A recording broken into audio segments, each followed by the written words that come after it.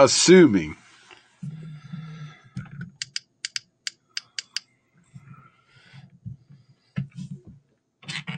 Fuck. Yeah, it is.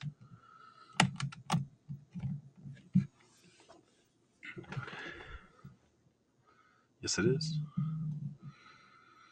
I sure am. Yeah, unfortunately. It's where my desk is, so whatever.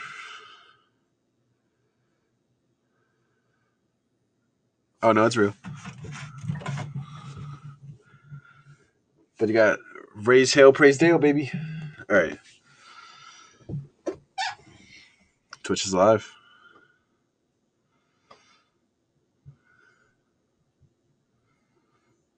Am I ready? I don't know.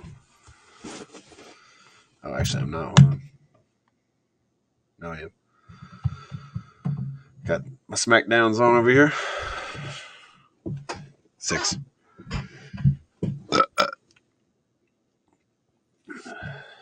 Now you already know. Oh no.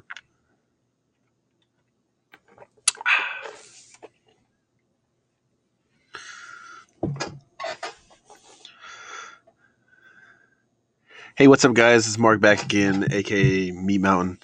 I'm here with Mr. Shadows, OG Pound Town, and we have a special guest today, Madd Maxx Morrison. This is episode 6. We have a big show today. How's everybody feeling?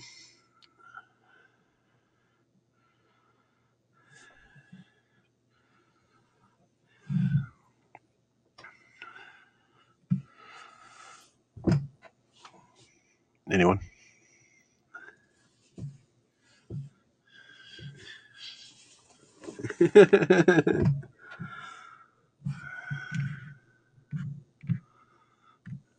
That's true.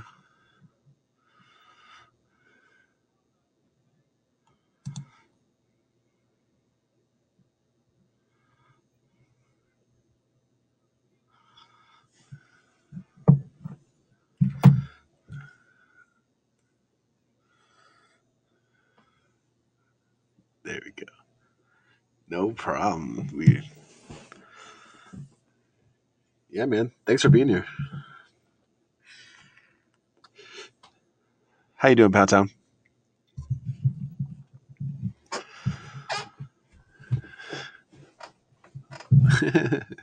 For the 6th time. All right. So last week, a little bit of a sporadic show. Didn't have a whole lot going on as far as topics, but we did what we could with what we had.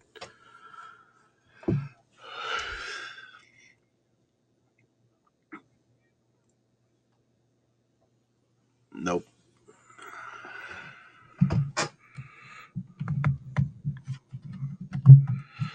Lord have mercy. Not really, but so not a whole lot last week. We do have some news and stuff breaking within the past couple days or so. You want to hop right into that?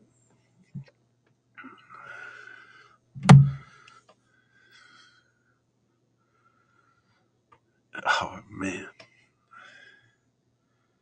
that is heartbreaking.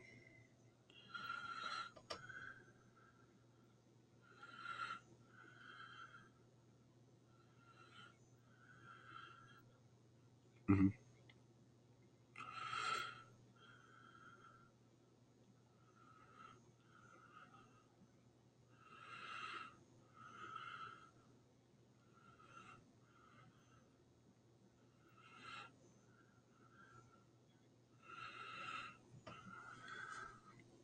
Yeah, we will see. Um,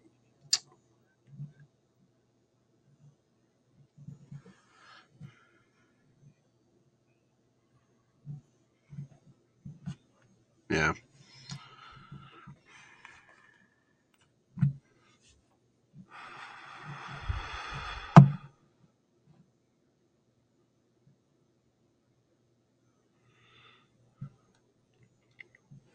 Hang on. Technical difficulty on the stream. I can't hear you on the stream. I cannot.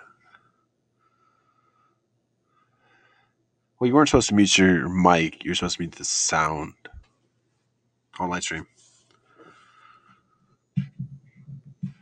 Yeah, so both of y'all are muted. No, you're not. Yeah. But while we get that figured out, now on the stream, we'll see. Because somebody said in the chat. Somebody put in the chat. Yeah, should be good. Let's see. What do we got? Oh yeah, not completely confirmed, but I saw this floating around on the internet that Florida's gonna allow fans in stadiums for WWE, and if AEW wants to do in Florida as well, they'll be able to have fans.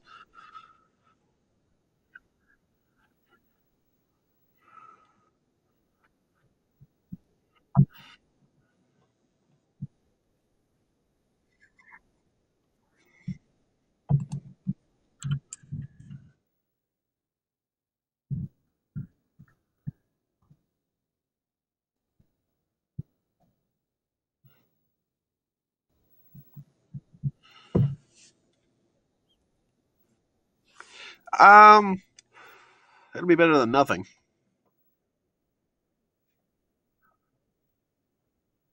Yeah. No, I'm with you on that. But I mean, AEW already does the thing with the wrestlers out there, so go ahead and talk. Oh, it says you're on. Here, let me do this. I'm gonna do that. I'm gonna do that. I'm gonna do that. I'm gonna do that. So that should work. Because nothing's muted on my end. Volumes are up, and yeah. It says you're talking on here. It's picking it up. So Yeah. that should work. Yeah, I heard myself on the Twitch stream. Ah, well. Hopefully that fixes. Okay, you heard yourself? Yeah, I heard myself. Oh, well, then it should be working then. All right, cool. All right, yeah. You guys can hear Max too as well, correct? Confirm. I hope so. Yeah. Alrighty. But yeah, I don't know. There's a whole 3-phase thing with it, and it's looking like phase 1 is the 25% occupancy, and then there's the phase 2 will start if the phase 1 is successful, where they can they can consider reopening with capacity limits, but still enforce the social distancing thing, which is I don't know. It's kind of weird. Yeah. And then 3 would just be less restrictions essentially. Yeah. Well, like I was saying, AEW's already kind of doing the thing with the wrestlers there. Yeah. So I don't know if it'll benefit AEW at all, but hey, Mark, whatever you did for my settings, do it to Max's because apparently they can't hear him either. I just did, so it should be good. Max, what do you think about the whole quarantine thing? I definitely think it's made for an awkward situation. But at the same time, I kind of like the TV I'm watching with nobody in there because, well, I've got my own beef with wrestling fans ruining shows. And then on top of that, it's allowing the performers a chance to actually get like a different kind of storytelling out there because you can hear the shit. Because you can hear the shit they're talking to each other. Oh, yeah. That's made it like way more enjoyable for me. I feel like what really makes it fun, and this isn't maybe like picking on like WWE versus AEW, but I liked how AEW had their wrestlers out in where the crowd would be, talking shit and engaging. Like you had Shawn Spears and MJF like making bets on the matches and shit. Oh yeah, it's just fun. And then WWE tried to utilize it like at their very odd, but we still got a WrestleMania where they decided to have like Edge and Orton go through the whole fucking arena. Granted, that match was way too long. But it's cool to see them, utilizing like the room they have right now. Yeah. special guest. Yeah, we got a special guest coming in. Sorry about that. But we'll see how it goes. That's supposedly supposed to start next week. So I feel like it's a money grab. That's all it is. oh, imagine the ticket price, especially because you're only going to have like what is it? What was the 25% occupancy? Yeah. It's gonna be crazy. Yeah, but you also realize how silly it's going to look when you're spacing out like one person per one or two chairs in between each other with face masks on. It's going to look weird. Oh yeah. Well, we'll fucking see, I guess. I don't know. Yeah. Anyway, to the other topic that we have, or well, news, I guess, updates. Jinder Mahal returned. Good. It wasn't a big deal. Wasn't a big deal. Not really. I thought it was cool, but it could have had a bigger pop. That's for sure. But with no fans, they did what they did. Yeah. I feel like it was better than how they brought Nia Jax back, where it was just quick, super simple, easy. You know, I don't know. I just feel I get like there's only so much they can do with what they're given right now with returns. Mm-hmm. But even like Matt Hardy showing up to an empty AEW fucking hit me harder than Jinder Mahal showing up, Nia Jax. And these are wrestlers that I actually do enjoy. Yeah. So with Jinder Mahal back, do they push him into the title light now that they're kind of pushing Roman Reigns to the side? Yeah, I feel like that is going to be. Is he on Raw? He's on Raw, isn't he? Yeah, I feel like on now. Yeah. I feel like they're going to move him into the McIntyre thing because I feel like that would be a more sensible feud than him and Rollins. Yeah, McIntyre and Rollins. Oh yeah, that's just me. Side note. That Mad AF shirt is super dope. Thank you. You can get these and other Madd Maxx stuff at ProWrestlingTees.com. Oh, hey, really? I order shit from there all the time. I guess I'm gonna have to cop me some Madd Maxx merch. Well, you'll be the first ones to hear about it, but I've got a brand new shirt ready to drop here in the next week or two. I'm just sitting on it, waiting for the right opportunity. Ooh, teasers, spoilers. Stoked to see that. Oh yeah. So, but that pretty much covers, everything that went on last week, the updates this week and stuff. And I'm sure that you guys are wondering why we have Max on here. And now here's the part where we ask him a bunch of silly questions. Yep. So this isn't a question, more of a statement request here. But Max, give us the rundown about yourself. With the wrestling, what do you do? Tag team, stuff like that. Like, give us the rundown. Okay. Let me go ahead and start. I guess I'll start from the beginning, when, the dawn of the era and the Big Bang and, things started crawling out of muck and growing legs and becoming upright creatures. So I started wrestling about 5 years ago. I started in Virginia Beach, back home at Southside Pro Wrestling, trained under Dustman Mark Anthony and Marty Reed.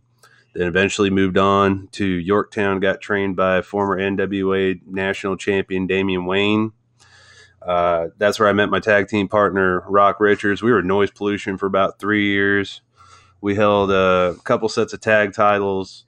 We traveled everywhere from like Rhode Island to fucking Georgia on the East Coast. Did a bunch of stuff in Tennessee. Together, we wrestled Gangrel and Kevin Thorne at VCW. We wrestled Bob Evans and his partner in Massachusetts. Wrestled in front of Ron Simmons. That was fun. Oh, but that was cool. Yeah. And then I've been going it on my own for probably like the last year or two. And I got the tag team with Rhino a couple months ago at James Ellsworth's promotion. I've been fighting him in Blackout. And I've had some other really cool opportunities, but I'm all up and down the indie scene, man. I'm coming up. Name's blowing up. Right now, I'm predominantly over at Eclipse in Altoona, Pennsylvania, and I'm their legacy champion. And when I'm in Virginia, which I was supposed to, which I can talk about here shortly, I was supposed to come back to VCW. before the quarantine hit, which sucks because I really wanted to come back home. Is it still a plan? It's whenever it opens back up, dude. I got dates in the books. I'm trying to come back. Oh yeah. Yeah, it's fucking on, man. I'm waiting for the go ahead. Maybe we could come podcast at one of your events. Should, man, because So, what? I was saying it's we got VCW. The other one I want to put over is Ultimate Championship Wrestling. I'm like their biggest asshole. And then Ultimate Elite Wrestling in Richmond. I'm one of the biggest assholes on the roster there, so that's what I'm doing these days. Cool. Yeah. So with you mentioning the quarantine stuff, that's going to bring me down to a question I was going to ask later, but this works better. So how has that COVID affected in the indie circuit? Is everything shut down? Is there still shows going on that just aren't with a crowd, or is it just done altogether right now? Dude, everything's like done right now. Like when it first hit, people were still trying and people were trying to put on shows, but at the same time, there's a lot of excuse me. Well, because like I'll go back to what I was saying. Like I think it was like March 14th, March 15th. I was supposed to come back to VCW, and then I had a gig where I was going to Next Evolution Wrestling in Elizabeth City. I was going to do a loop, and I get a call from the booker. He's like, "Yeah, we got to cancel this thing, COVID." And then I get a message from New, and they're like, "Well, what do we do? Because we want to run this show, but there's a bunch of heat and about us running, and what do y'all want to do?" And they were like, "Well, I guess we got to shut down." And then literally watching my Facebook feed, like seriously, everybody was like hella booked. And then literally twice, 3 times that, this show's canceled. This show's canceled. This is canceled. Everything just everything blacked the fuck out. That sucks. So kind of in a dead spot right now. Yes and no. You know, because I mean, even in wrestling, even if you're not putting on a show, you're still working. And there's always something to do, because I know, like, I've put a home gym in my basement. I've been grinding, trying to get my body up. I've been watching all these seminars online in this group I'm in, and trying to get my brain straight. And I'm using my wife as a wrestling partner, doing holds and chaining and shit. So I'm at least keeping sharp. Does she wrestle too?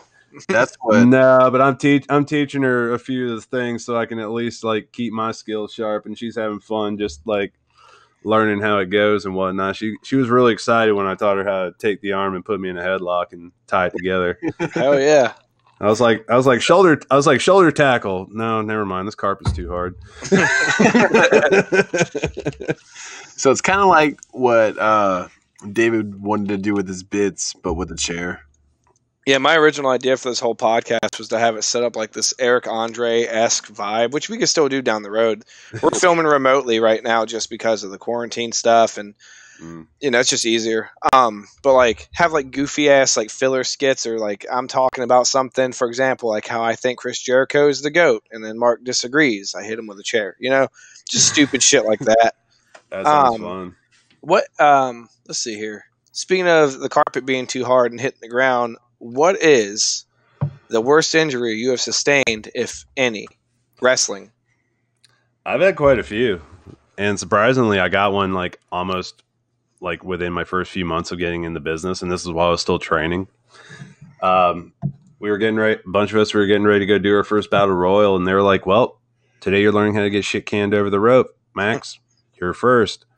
And I took a clothesline from somebody who's not in the business anymore, and my wrist hit the concrete and blew the fuck up. Fractured my left wrist in 2 spots. Did that put you out for a while?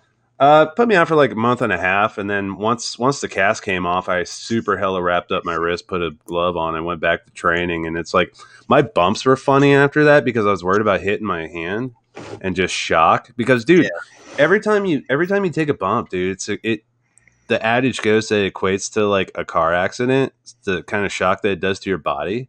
Yeah. And like, I don't know, maybe we're just like crazy or we're fucking stupid, but I can honestly say I've been through thousands of car crashes if that's the case, because doesn't phase me one fucking bit anymore. I It's feel kind of like weird. once that adrenaline gets going, you just kind of you don't feel it, because I've heard stories of people being in crazy shit and they get shot and not realize it until after the fact. You know what I mean? Oh, and then some of those motherfuckers that are taking tasers and then just keep walking as it's shocking them. Yeah. But that's not even my worst injury. That was just my first injury. I had we did a tag match in VCW a couple of years ago against the Hall Stars because they were on their way out, and we did this Norfolk street fight that we spent a year on. I came out with 2 injuries on that one. Old boy dropped a elbow in my sternum and it popped a hole in my esophagus. I ended up having a bubble like this fucking big and right here and right here. But I didn't see that till the next morning.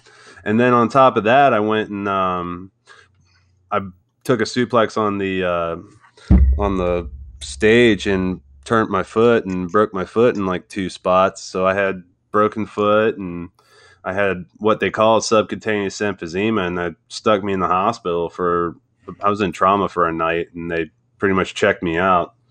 And I was a test subject, dude. They were poking and prodding because they never seen that shit. So I was like, well, this is cool and all. Once you guys get that figured out, can you work on my foot? That thing fucking hurts.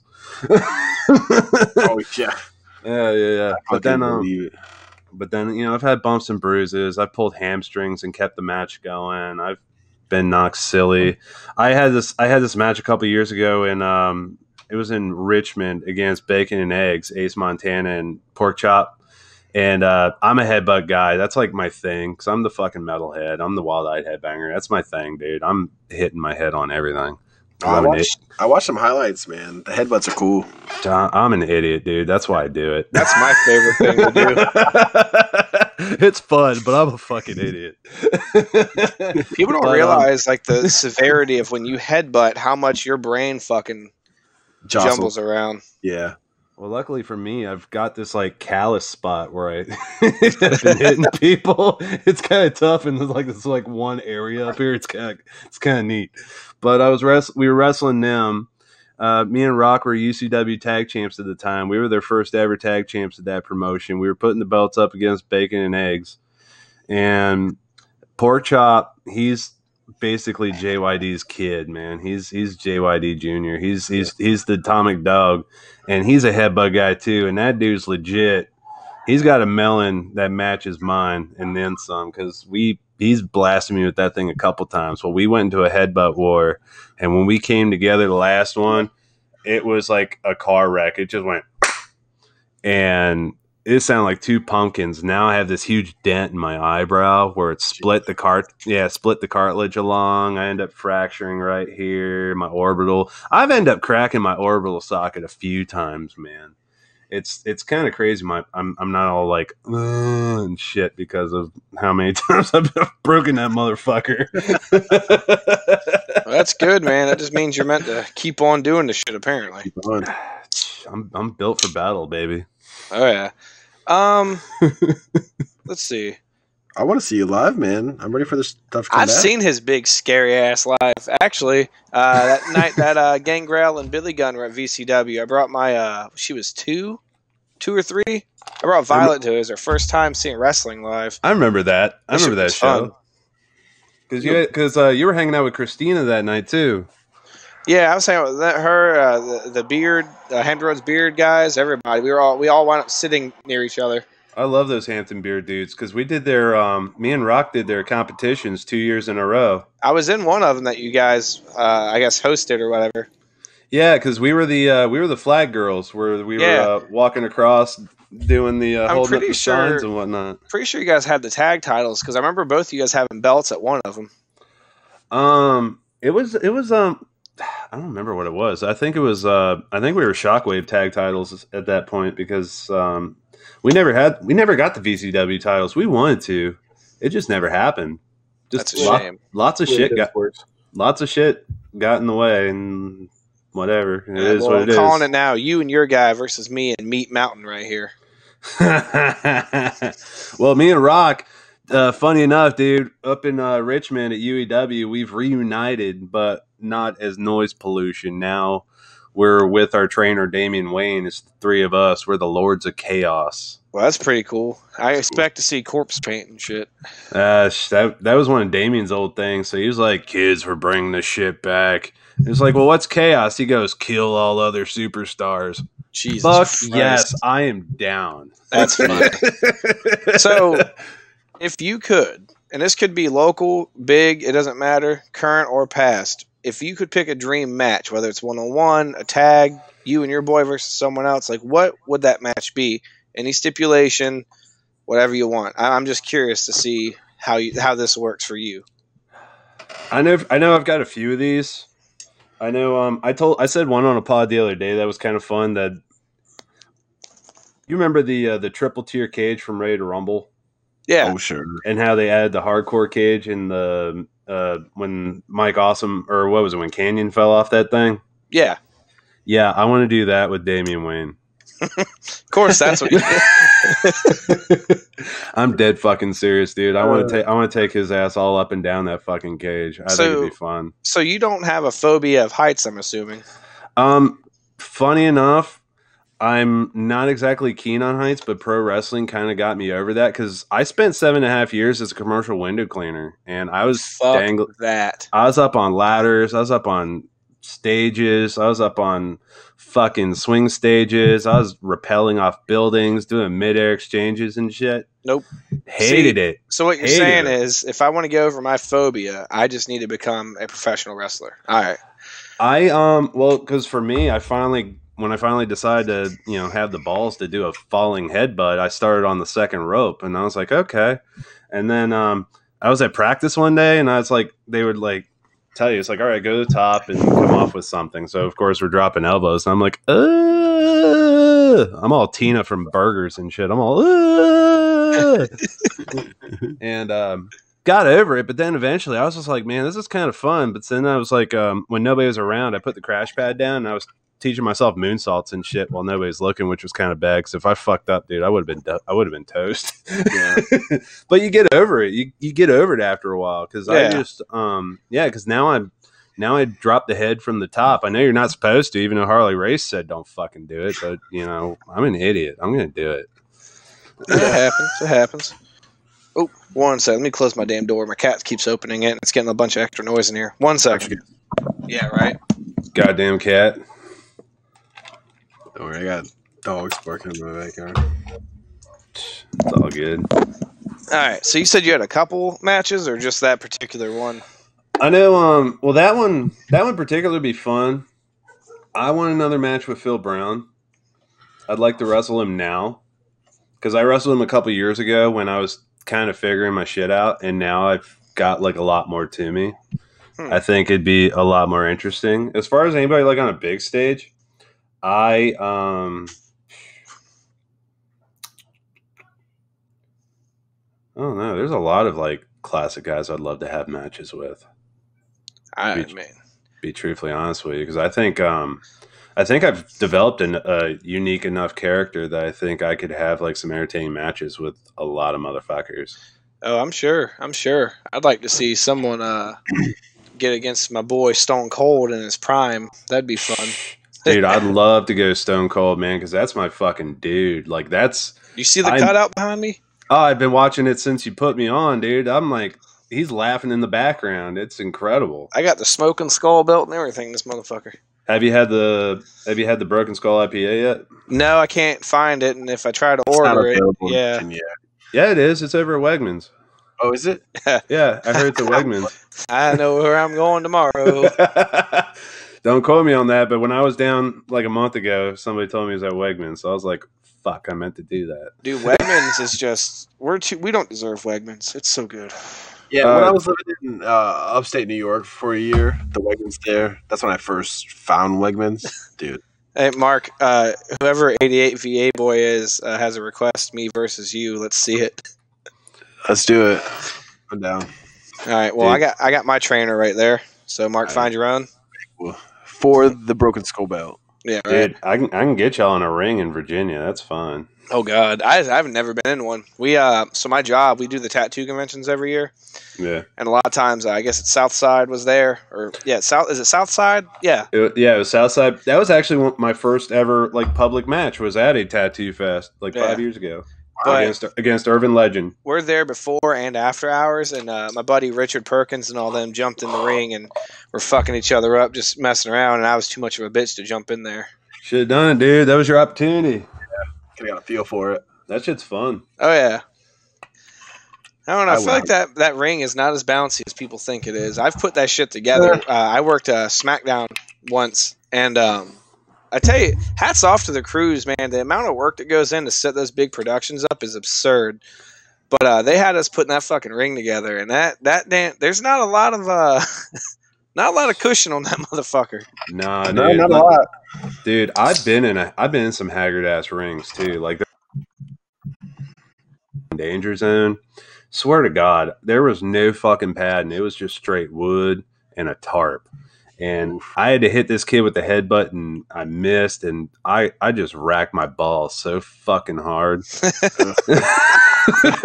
And I'm trying to catch my breath, and I had to keep going. I was like, shit. That's fucked. I was like, dude, once I went in there and checked the ring, I was like, there's no way I'm bumping on this fucking thing, dude. You're kidding me. It's like one of those things. It's like you go to do it and you get you hurt so bad, but you're like, nope, I gotta look cool. Gotta look too. Oh, at the same time, it's like I went in there like on a whim, and Rock was in the main event. He was working the owner, all this stuff, and I just tagged along. And I was like, man, I know there was this one cat there. I'm not calling him out, but he got into a bit of trouble because he was in a match where a couple people like got legit hurt. Yeah, and it kind of circulated a little bit.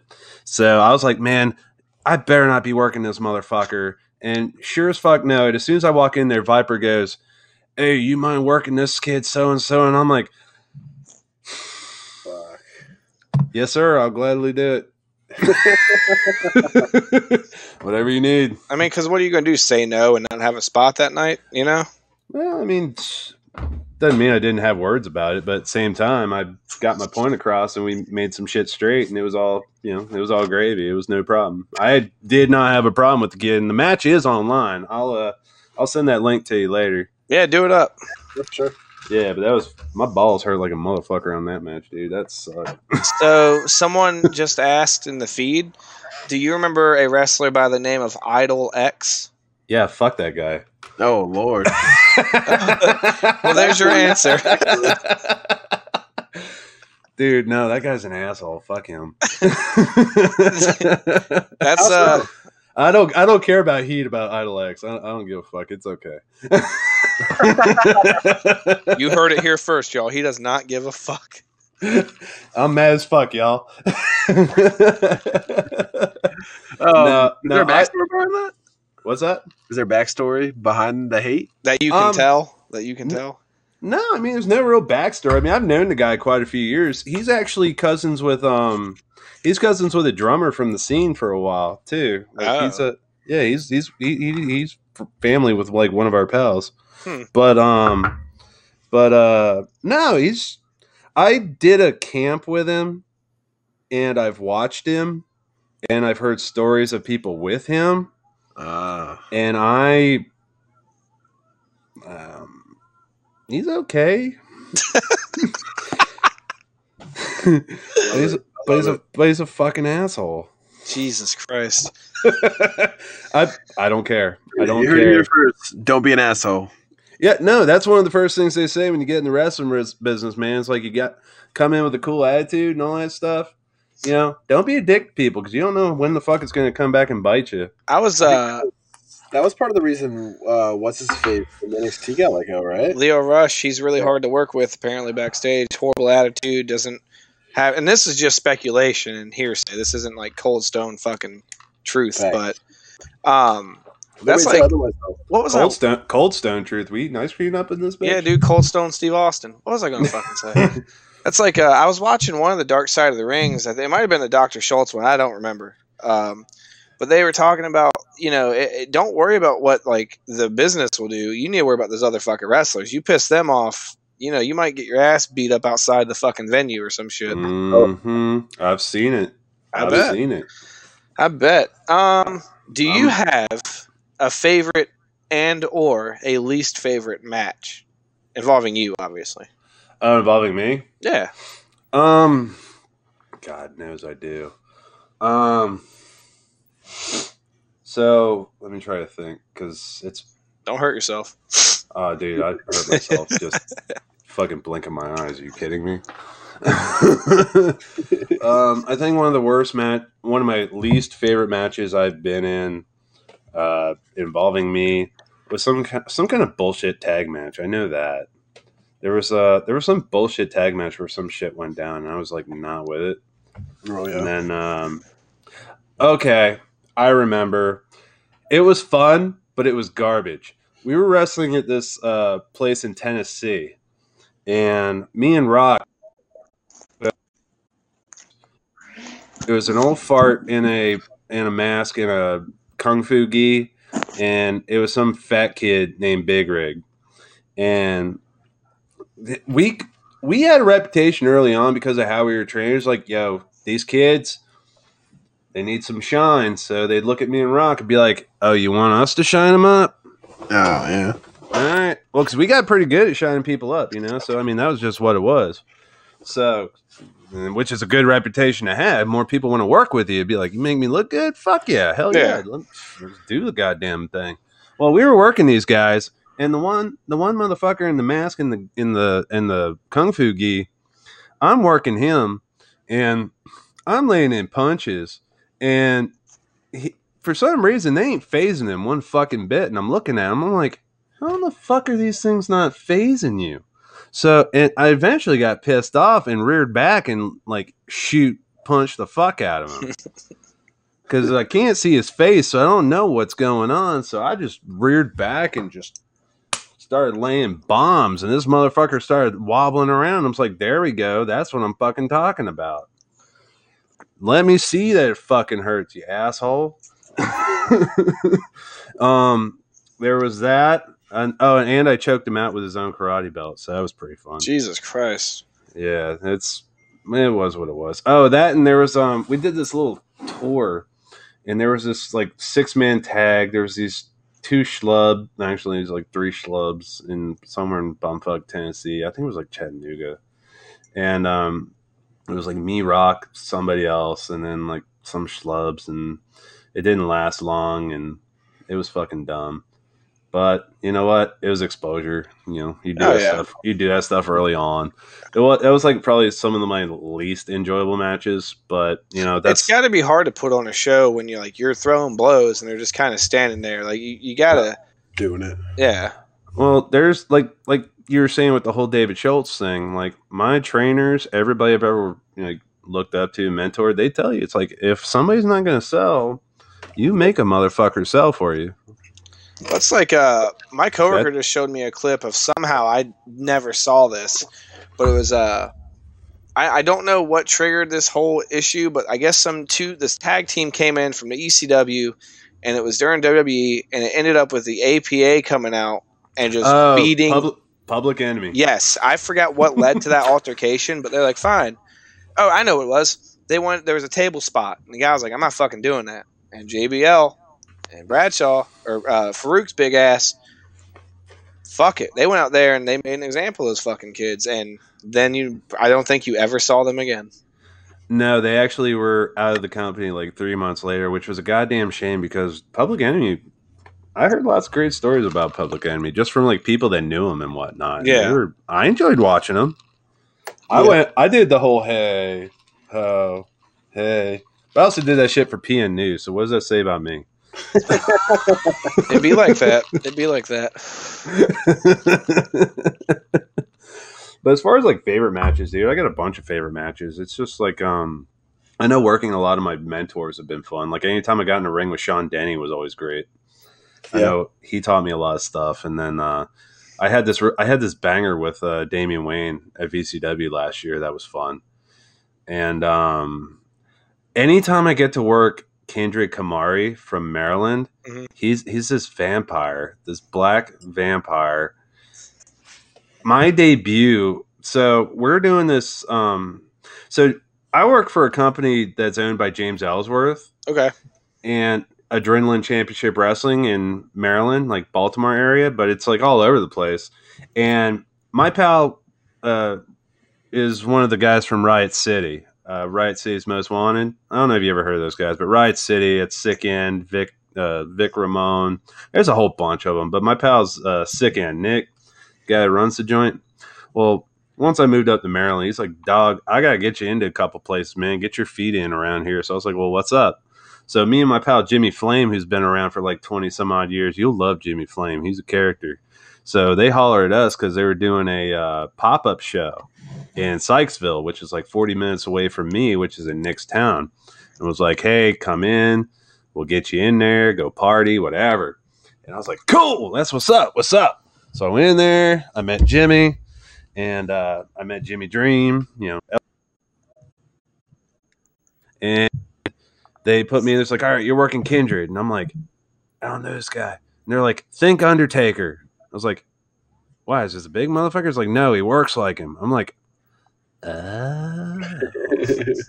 but dude, I got in there, and for some reason, me and him got like the best chemistry because all we had to do was talk to each other, and just in the plainest terms, like seriously, the second time I wrestled Kindred, I put it together like I was baking some dinner. Like I seriously put it together like a 3-course meal. I'd put it in those kind of terms. Like, look, dude, we're gonna get some sizzle, and then we're gonna fucking put some potatoes on the plate, and you're gonna yeah. I called the match out like I was fixing food, dude. And we went in there and banged it, and it was awesome. So anytime I get to work Kindred, it feels like a fucking treat. Anytime I get to work Phil Brown's like a night off, dude, because he's incredible. He's been around forever. Yeah. I love my Uncle Phil, the Platinum Icon. That's why I want to wrestle him now, because I feel like I've gotten a lot better because we wrestled this place in North Carolina a couple years ago. Because when I broke my foot, I came in on crutches because I was part of the biggest heel stable in a Christian company. Oh, boy. Oh, yeah. I got heat, brother. So I came in with a broken foot, and I was supposed to wrestle Phil, and that didn't happen. So he ended up wrestling Demented Bradley, and I came in and walloped Phil with my crutch. And I've been hit with crutches. They do not feel good, man. Nah, there's no give on them. Even the aluminum ones. They fucking suck, dude. So, Mark, you still here, bud? Yeah, I'm here. And Mark, I think your mic is muted, brother. Oh, fuck. Anyway, I'm rambling. Nah, I mean, that's what it's for. Dude, I tell you what, last episode, it was either the last episode or the episode before that, we covered a couple things, and then we just kind of went all over the place. I mean, if it's wrestling related, we'll talk about it, I gotta tell you about this one story that was funny as fuck. You're good, Mark. Dude. So when we got to wrestle Gangrel and Kevin Thorne for the VCW tag titles, yeah. So like I was chauffeur that day. I scooped up Colby Carino, I scooped up Hornswoggle, and I scooped up Thorne all from the airport. And I scooped up Thorne before I scooped up the other two because he got in earlier. And me and him just started just running around town, all this other shit, and because he's a realtor by trade, yeah, end up vibing all this other stuff. So when we get in the ring and start fucking off, dude, we're chaining, we're working, getting the holds, brother. Dude, I got him he's got me in the headlock. Some motherfucker's like, poke him in the belly. And me and him, we're just working. And I got in a rear waist lock. I'm holding him. And this big motherfucker, he's jacked as shit. And he reached over his shoulder. He goes, put a thumb in my ass. Oh, God. I goes, what? Do you say that clear? Can you say that a little clear? He goes, yeah, put a thumb in my ass. I goes, whatever you say, dog. Fuck it. You want it. Damn. Oh, I didn't gimmick that shit either. I tried to blast his asshole with my fucking thumb, dude. I didn't give a fuck. I swear to God, I'm surprised I didn't turn a vampire because I felt like it got bit because he's got buns of steel, dog. Jesus Christ. Oh, he sold that shit for like 2-3 minutes. My mom was in the crowd and she was dying. I don't know, man. I've seen I've seen worse. It was back when like Adam Cole and all those dudes were doing the indie circuit. the I don't know what this fucking thing, what they call it, where they all grab each other's fucking junk or some shit, and they all fucking suplex or not suplex, but like just toss each other off of that. God damn it, Dick toss, the good old dick twist. Oh, dude, last couple times I was at Adrenaline, Joey Ryan was there, and I saw him dick toss Superhuman. Oh no! Oh, have you? Wait. You've met Superhuman? Yeah, I met Superhuman and good friend Paul. They were at the last ACW show. How are they, man? Good friend Paul rules. He's awesome. His gear's legit. What about Superhuman? Fuck that kid. Really? Dickhead. My pal Matt Sells. Okay, he's on AEW now. I've wrestled him a couple times. Good pal of mine. He wrestled. He actually put over Superhuman. Yeah, but he made him fucking work for it. Let's just put it that way. Wasn't that his first match against Matt? Yeah, wasn't it Superhuman's first match or some shit? I think so. I watched one of them where he won. I was just like, what the fuck? Now, I anything bad to say about Superhuman. It's just I get the entertainment, but I'm like, dude, just come on, man. We're all working at this shit, and you're just coming in and doing all this bullshit and. Nah. See, I get why it's entertaining, but I don't think he deserves a straight spot like that. Well, I understand coming in and doing like little things here and there, which is what he's doing. It's not like he's coming in and taking a roster spot somewhere, like taking somebody's shine. Dude, there's a place in wrestling for him, which is great. It's just I don't know. I don't know. It just is what it is. Oh yeah. I don't know. I'm the same way with certain things in wrestling. Like, okay, we talked about this before. Celebrities in wrestling. I feel like there's a right way and a wrong way to do that. Where you have people like Ronda Rousey. I think that given the proper time, the proper training, and her to earn her spot on the roster, like everyone else has to fucking do, she would be liked. Even if she was a heel, she would still be liked by the fans. What'd they do? Well, we got this expensive ass MMA fighter. Let's just throw the fucking title on her, and it pissed a lot of people off. You discredit those, in my opinion, that put in a lot of fucking work like that. Because you have people like Natalya. She loses almost every fucking match she's been in. I'm pretty sure she's only held the the Divas title one fucking time, and now it's just she's there to put people over. No, she had the women's title last year for a while. Did she? Yeah. Yeah, that's just my whole thing. It's like I don't know. I feel like there's a time and place for stuff like that. You know. I feel you to a degree. Yeah. Because I know with some of those, it's a matter of just getting butts in the seats. Because that's ultimately what it's all about. And that makes sense too. Because if there's no asses in the seats, there's not a lot of revenue coming in. Yeah, you're not making money. Yeah, and I get it. But the thing with Natalya, she's one of those journeyman people that's like so incredible and can work with anybody. That's whether she wins or loses, it's irrelevant. She's always going to put on a great show and, make whoever she's going to help elevate whoever she gets in the ring with. So that's why they trust her and have her do so much. Oh yeah, no, I love Natalya, by the way. I enjoy her. I don't know. Oh yeah, me too. It's just hard, like as a fan, when you're like super biased, like I want them to win, and all they do is lose. I got to separate me being biased from the reality of it, I guess. Kofi Kingston, man, like what was it, 12 years? 11 years. That's how I feel about Heath Slater. I love Heath Slater. I'm the one-man rock band, man. So, Heath Slater, you think he's going to AEW? I wouldn't be surprised, but I also feel like, and this goes back into something we've talked about before, I feel like AEW is not going to take a lot of those people because there's no way you want to become WWE light. Though you do put on a better show to a degree, and it seems like you're actually doing the right kind of matches with the right kind of people, I don't think they want to absorb all those wrestlers. For sure. I think wasn't it? I was reading something, should have been in the news update things, where I think Cody actually shit on Zack Ryder or somebody. No, he shit on Heath. Heath? Yeah, he said, no, we're not taking Heath. Oh, really? Wow. Yeah, but at the same time, you don't know if that's a work or not. It could be a work. Because I think, though, with AEW, because the problem with TNA and the problem with WCW is they absorbed a lot of WWE guys, and where they fault is they didn't know how to really work with them all that well and really get them out there presented properly. Yeah.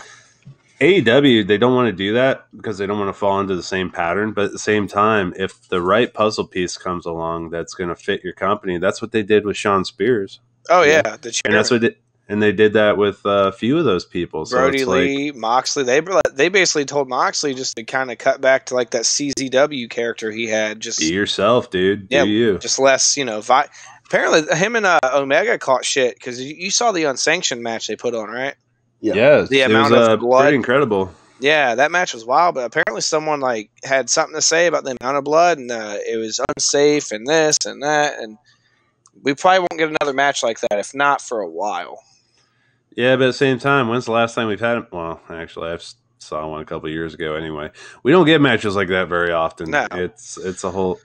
No, we don't. And me being older now, I get it. Like, there's people, and I think you would understand too. I mean, you're in that business. Like, there's only but so much the human body can do before you start to develop, permanent fucking injury, permanent issues. Right. Whether it be like a Benoit scenario, a Draws scenario. Draws went out on a fucking an accidental botched bomb. Mm-hmm. Or like people, like Edge. Sting, shit happens. Yeah, Sting. Was it Rollins? Basically retired that man. Buckle bomb. Mm-hmm. Nah, that's not fair to say that though. Yeah, well, he was already well past his prime. I would love to see Sting in a proper match, like in like a actual final thing, but you won't get a proper one. I mean, there's rumors of him coming back, so against Taker. Yeah, but I was talking to somebody about this the other day. I think like you put Taker and Sting together in one of those cinematic gimmicks. Yeah, dude. What'd I say, Mark? I said that same shit. Dude, you'll get a great fucking story out of it because Sting is a story guy, Taker's a story guy. You touch both their careers, and you fucking get Surfer Boy Sting, you get NWO, even Wolfpack, you get the Joker Sting from TNA, just come in there and hit all the notes, and then have Taker come in, hit all the hits, and then because the cool part about doing the cinematic stuff, especially with these older guys, is like you're not exposing them. Yeah. No. You're giving them a chance to shine, like at their best, like at their peak and their best stuff, because they can't necessarily go anymore. So what are you going to do? You're going to make movies. See, that's my thing too. Is like with how they shot the Undertaker match, the Boneyard match, and how they shot like even though I don't know why it was called a match, the Firefly Funhouse thing. I liked the story those things told, and I don't know, like with Taker being how he is and his age, and he's even said he doesn't have it anymore. Like he's already come out and said that, and that takes a lot for a man at that level to admit that, and that's cool and I respect it. But I just hope that the WWE keeps that cinematic stuff for Taker or for very rare big events such as like that style, because even people like Goldberg, I feel like would do better. Because he can actually go. But I'm nope. Not fucking fuck Goldberg. God damn it, no. Thanks, Mark. You done started it up again. There's this whole thing. Did it on purpose. You bitch. Max, you remember when Rollins and the Fiend were not Hell in a Cell and it ended on that bullshit call? Oh, and that bullshit red cage? They drew a line at a fucking sledgehammer. I hate the fucking red cage. Hurt my eyes. I fucking bitched about that to my girlfriend for months. Okay, we'd be having dinner, hanging out with family, and I'm like, I don't understand why the fuck they do, and I let it go, because I like the Fiend. I got the lantern, the fucking these bitches. He's way cool. Yeah. So whatever. Shout out to me. Yeah. So I left it alone. And then the fucking Saudi Arabia pay-per-view happened, and I fucking knew they were going to give it the fucking Goldberg because why not? And I bitched. Ask this motherfucker. I came into work the next day with a fucking storm cloud on my head. I fucking hate Goldberg. Like, god damn it. And he's not safe to fucking work with. He's not. But at the same time, it was good that they took the title off the Fiend because he was able to do that Firefly Fun match with Cena. Yeah. because that thing ruled. That was great, and the people were shitting on it, and I'm like, it's not a match. It shouldn't have been labeled a match. Okay, I get that. It was a story, and it was a cool way of them telling it. It was something. Dude, it was outside the box. Shout out our coworker who absolutely hated it. Our buddy that we work with, he is all about the older style, like when there was actual matches and stuff like that. And I get it, and there's people like that, and I miss that stuff too. Can I say something? Go ahead. Yeah. What was it? It was WrestleMania 12, I think it was. It was either 12 or 13. Roddy Piper versus Goldust in the backyard or the Hollywood backlot brawl. Oh, yeah. That was a cinematic match because they shot that a week before. Oh, really? I didn't know it was pre-recorded. I heard it on a podcast recently. I think it was with Bruce. And he had said they shot it a week prior. They kept their clothes and got dirty. And the fucked up part was Roddy actually broke his hand punching the car. Oh, wow. So Roddy went and got casted up, cut it off, went and did Mania, and got it recasted. Jesus Christ. It's That's like fucking... Just like keep continuity. That's like Taker busting that fucking limo window. That gash. That was real. Real. I believe it.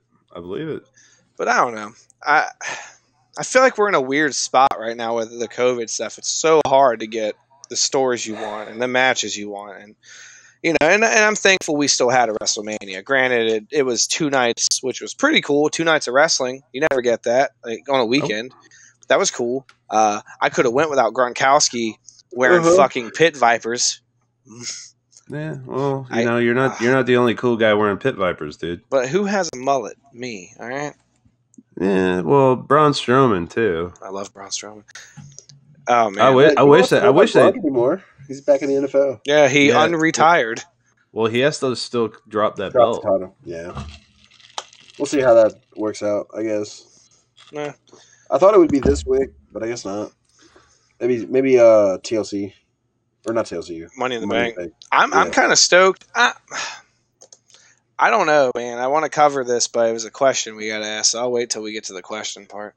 Let's see. Anything? Okay. Let me wrap up the questions that I had for you. By the way, there's only 2 left. Do you have like a routine that you follow, like a regimen you follow to get ready for a match? Oh, it's like before I go out the curtain. Yeah, like anything, like kind of like that's like your thing. I got a few things I do. I know I got a few things before I travel that I do. I definitely like to try to get a workout in before I go travel, wherever I got to go. Definitely like to eat a good breakfast. Once I get there, it depends on where I'm at. I definitely like to, I guess when I'm traveling, I like to listen to either some music or a podcast. I like to get my head in the zone. Because to go do this shit, especially the kind of mindset, I have to get into a mad mindset, and it's not, and like I tell everybody else, it's not fucking Thunderdome, it's goddamn Mad Hatter, dude. I'm just nutso. My brain's crazy. I gotta fucking get my shit together. So I get my head straight. I listen to some crazy music, and then when I actually get to the show, I'll put on my gear. I'm not gonna put my full regimen out there because it's not exactly it's kind of frowned upon, but nobody's fucking business. But once I go out there and I'm ready to go, I'm hopping around. I'll chug a bunch of water. So Dave, you know just as well as I do because we came up in the same scene at a little bit different times. We've had a lot of friends pass away. Oh yeah. We've had a lot of friends fucking die. Too many. Way too young. So one thing I started doing, I think it was like a year or 2 ago, because I'm not a religious guy. Yeah. I'm very spiritual, but I'm not religious. I actually like crouch down and like talk to some of my dead homies. So I have a similar, which I'm not in the band anymore, right, or for the time being. But every show that I play, I try to do this thing where I face my setup, whether it be my drums that I'm playing or my guitar cab, and I kind of take a knee, and I don't necessarily talk to them, but I think about them, or I think about all the stuff that kind of like has been bothering me, and then that kind of like puts that energy out, and that's why, like, if you ever watch any like our live videos of any band I've been in, I'm kind of all over the goddamn place. So I mean, kind of same, but different. Because I know for me, like, I got one pal in particular. When I first started, his name's Alex Knight, because I used to have a Mark group before I got into wrestling. It's called Ringside with Homies. Mm-hmm. And I met him through James from Construct. And I remember that band. Oh, dude, yeah, we're all pals, man. I love those Construct dudes. Like, me, him, his wife, John Clare from DeGuayo, and what the fuck was that other band he played in? It was the one where it was because it was Mad Hatter, Conflict, DeGuayo. He played in another band, Synesthesia. Okay, I remember them. He was the screamer in Synesthesia. Well, him and his old lady, it was a whole bunch of us. And we were all wrestling marks, and we got up every month and we watched the pay-per-views. We'd chip in, eat food, drink, whatever, and just that was our thing. We did the Ringside with Homies, and that's where I met Alex Knight through James. And me and him clicked off like mad hard, and we just bonded. Oh, yeah. And it really sucked when he died, because I found out through Facebook, because it was diabetes. And I had took him to training with me a few times, and he was the one that really kept me like going, because he told me, he's like, dude, if you quit, I'm gonna beat your fucking ass. And I was like, well, fair enough. And yeah, when he passed, I actually had a patch made and put it on my jacket that I wore for the last few years until I finally changed up like all my gear. And yeah, so he was out there with me like all the time, and I always thought about him. And then like Mike Martin from Unhinged died a couple years ago, and that really that killed me, because that was like my a big brother type. Yeah, because him and his son used to come to my house for WrestleMania every year. I love Mike to death, dude. I mean, we toured and all that shit, but he was so lovable. And then when I started wrestling, it got to the point where it was kind of fucked, because I was always wrestling and he was always gigging, because I think he was playing with Charlie Rock and Nate and whatever the fuck band they were playing. It's about like Dockside Nate. Yeah. Oh man, I remember that. I still talk to that dude. Yeah, I do too. I talk to him all the time. And yeah, so when Mike died, it's just that fucking bummed me out. And it's I've always been cool with his wife and kid, and you know, when I go to my shows and whatnot, I think about those two in particular, because they really supported my whole journey, and like they got like super excited like everything I do, because I'd come back and be like, what the fuck. Sadly, Alex died before he could see any of it, and but Mike got to see it through the internet and through my videos, and every time I call and talk to him, he was just like, fuck, this is incredible, and he was like super stoked. Yeah. And it kind of kills me, because I was supposed to go see him, and I didn't. And I missed my opportunity, and that was a bummer. And same with him. Like, every time I was gigging, he was gigging. Or if he was gigging, I was gigging. So we always missed each other, but we always talked to each other, and he would always talk to people about me. So before I go out and do a match, I usually take a knee. I talk to Mike and Alex, and I'm just like, hey, dudes, just get me through this thing. Let me show you what the fuck I'm doing, and whatever else I have to say to him. But that's my ritual. That's what I do. Oh yeah, dude, I can respect that. That's some deep shit, for sure. Another question there I had. So you have custom ring attire, right? Yeah. So how do you go about getting that made?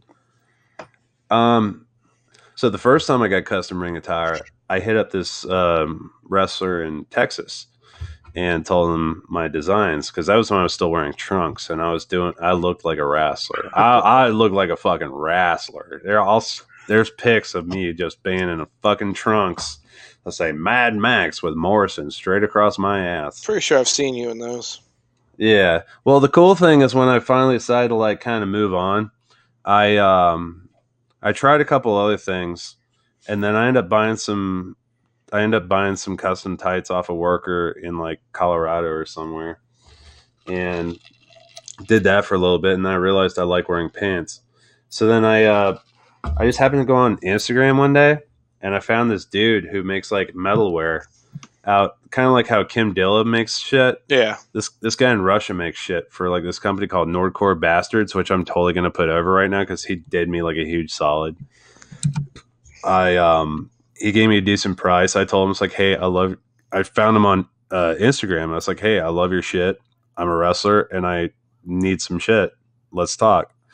And I gave him my specs and I gave him some ideas and he threw me back some stuff. And I was like, dude, I love it. Oh yeah. And he sent it back and it's like the stuff you see on all my shit now. The cool thing is I still incorporate like what I did when I first started with like different colors, because I have like 3-4 different colors that I typically wear. But now I have my whole denim getup and I use my same knee pads from when I was doing trunks, but I rock the corresponding belt to go with it. So I'll tell you something also kind of cool about the colors I use that I didn't realize until like a year or two ago. So I come from a long lineage of like wrestling. Like the people that trained me my wrestling lineage is kind of crazy. And because I think I'm a 6th generation Koloff. Really? Yeah, because the Ivan Koloff trained my trainer, who trained me. If that makes sense. I think I'm picking up what you're putting down. Yeah, it's a long line. Yeah, like down the line. And there was this group back in the day. It was called the Old School Empire. It was at the time it was Damian Wayne. It was the Pain Train, Preston Quinn, and Mike Booth. And Mike Booth would wear purple, Wayne would wear orange, and PQ would wear green. Well, funny enough, I never put 2 and 2 together, but of course, I rocked red for a while because everybody rocks red. Yeah. But I got green, I got orange, and I got purple, and I started rocking those. And then I got to talking, I was like, oh, fuck. I'm doing Old School Empire. Oh, yeah. So, if anything, the people that trained me, I'm keeping their shit going. That's cool.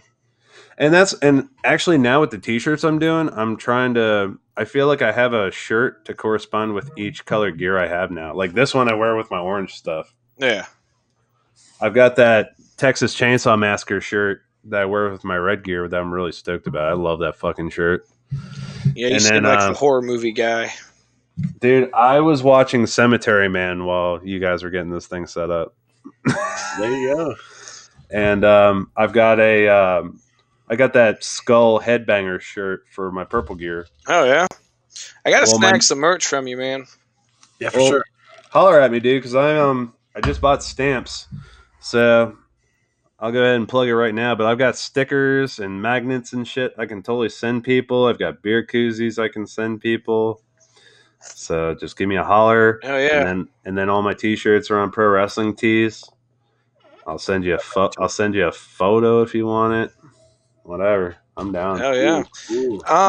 Real quick, I'm just gonna wrap up the interview here, and if you want to stick on, man, you can go ahead. Like that's fine. This is just the interview portion that we're ending because we're gonna touch up on some stuff that's happened this week. If you want to stick around, I would be so stoked for that. Yeah, me too. I'm down because I actually I caught up on a good bit of stuff, so I could stick around and actually cool. Have something to say. Yeah.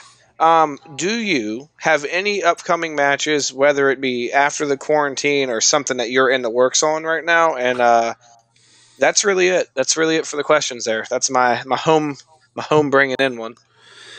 That's hard to say because I do have like upcoming matches that are supposed to happen.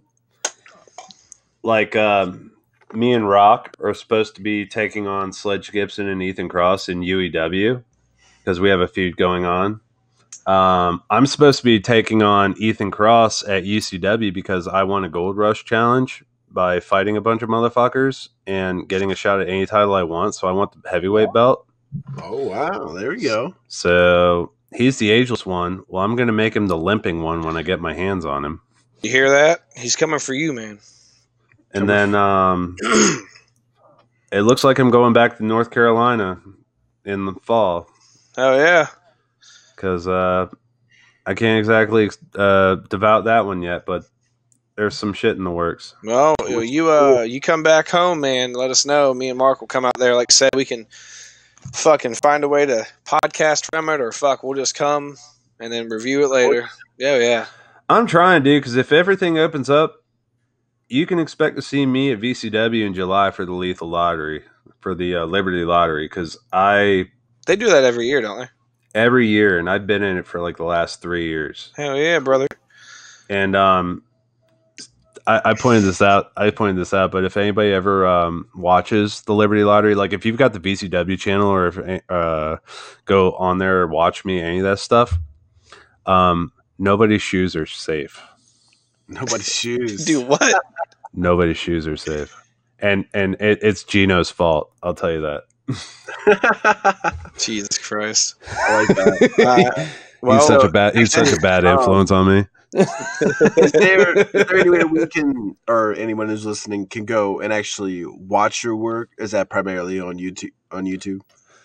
Yeah. There's a lot on YouTube. You can look me up under Madd Maxx Morrison, 2 Ds, 2 X's. That's super important. Otherwise, you're going to get a gay stripper. You can find me on the VCW channel through Virginia. I've got a movie coming out soon once this quarantine drops. It's called Death Board through Fuzzy Monkey Productions. That's fucking rules. Real quick, what we can do is his movie. If you want, you can send us the link to the trailer that you sent me. We'll post that, and we can go and post a couple links to some of his matches once we make the post in the morning. If that's cool with you. No, for sure. Well, if it'll help. If anybody really wants to find some stuff, go to maddmaxmorrison.com. I have like a legit website, and there's a section on there for matches, and I have a bunch of old matches and promos and stuff. So I have a few things on there. And then I've also got like a music and film section where I've got the trailer on there, and I've got like old stuff I've done, like old bands I've played with, and just cool. Yeah, like I got a bunch of old Mad Hatter shit on there. Gotcha. Fuck your socials. Facebook, Madd Maxx Morrison. Twitter, Madd Maxx MP. It's all 2 Ds, 2 X's. That's super fucking important. I can't stress that enough because everybody fucking forgets that shit. Madd Maxx Morrison on Instagram, but with underscores. If you're curious what I've done movie-wise, check me out on IMDb. I got a Twitch. It's Madd as a Max. Find me on PS4, Madd as a Max, 2 Ds, 2 X's. I will fuck your ass up in some Mortal Kombat. Dog, if I had that game, I'd put the hands on you. You can put the hands on me, but I'm going to lay them back on you, brother, you fucking jabroni. I ain't worried about you. You want me to come teach you how to wrestle? Teach you how to wrestle. Sal Mandani, want to wrestle? Oh, yeah. Oh, god damn it, dude. I'm going to go watch that. I have that on DVD still. Dude, that movie's brilliant. There's you got to also watch No Holds Barred. What is that smell? Dookie. Dookie. All right. Well, for those of you listening, that wraps up our interview with the Madd Maxx Morrison. So he's going to stick around for the remainder of this episode, and we're going to dive into results from AEW this week. We'll touch up a little bit on some of the WWE stuff that's happened. Like right now, Sonya Deville just came out and cost Mandy Rhodes her spot. Oh, no.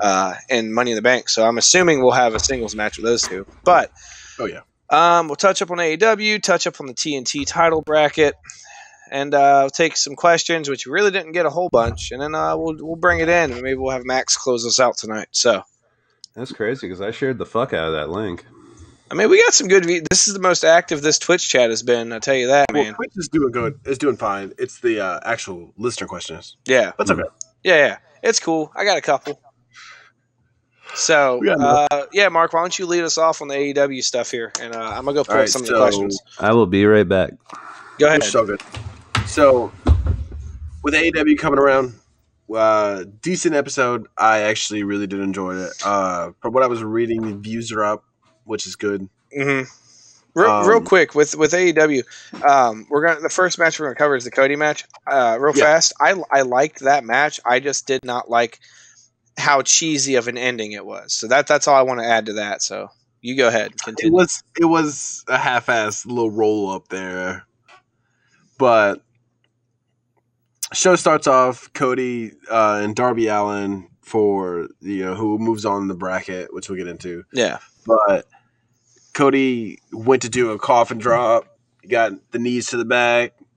Darby went up, did the coffin drop, and then Cody kind of just like fucking rolled him over. I don't know. Ended up pinning him. it was a stale finish. It was pretty boring of a finish. Yeah, well, I don't know, man. I don't think it's the case, but I really don't want Cody Rhodes to become like the Vince Russo of AEW, where he's just booking these fucking matches because he wants to, or he wants a certain thing to come out of it. That's just me. But not a lot there. So now we're going to have our Cody Rhodes in the finals here. which we'll get to. Yeah. And then that goes into I don't know if the promo was between this match or the next match, but MJF with his injury update, injury update. I like what MJF is doing, and he's really milking it. He's the ultimate heel, dude. As of right now, he is the ultimate heel. I think MJF's he's funny. And if you meet the dude, that's who you're getting. I really like the character that they have. That is MJF. To me, MJF's character kind of resembles EC3 in Impact. See, I didn't watch Impact back in the day. I watched it. I think I talked about this before. The last Impact I watched was the Hardcore. I think it was a Hardcore Justice or some shit I was at. Jeff Hardy did like this weird Sunset Canadian Destroyer off fucking ladder, and that was years ago, and I'm 99% sure it was before EC3 was in there. So I don't know EC3 other than what I've seen on him being buried in the WWE. Which isn't EC3, man. That's not who he is. Nah, dude, you need to go back and watch some old Impact because EC3 was the man. Yeah, because he was on top of the fucking promotion. From what Mark is telling me is what I see in WWE is the polar opposite already, because in WWE he's this quiet, mysterious dude, but on Impact... but on Impact, he's just fucking mouthy little motherfucker. Sure was. That's why I say the MJF. Well, he was Dixie's nephew. Oh, is he? No, but he was Dixie's nephew. But that moves on to Wardlow kind of just destroying some random guy. I like Wardlow. Yeah, I like to see him in a legitimate match. But... Yeah. No, I agree. Because didn't he was in a cage match with Cody, wasn't he? Yep. That was pretty cool. I think Wardlow's a Pennsylvania guy. Really? Oh, wow. More you know. Would you step in the ring with him? Hell yeah. Are you kidding me? He'd whoop your ass. No, you got it. I give him a fucking run for his money. Oh, I'm sure. I'll make his big ass blow up. Oh, I'm sure.